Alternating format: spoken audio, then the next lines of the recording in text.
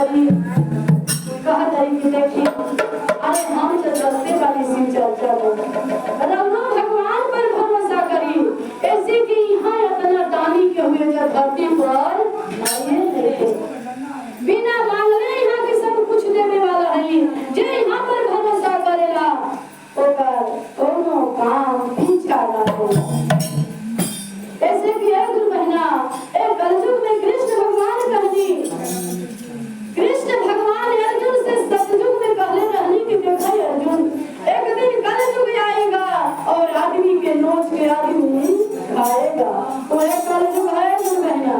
देखिए हमारी गुरु महीना मोबाइल का बड़ी बात से चर्चा में और कैसे कहता है गुरु महीना जी बड़ी भाव से हमारे गुरु महीना लोग गुरु जी से हाथ जोड़ के कहता लो यार दम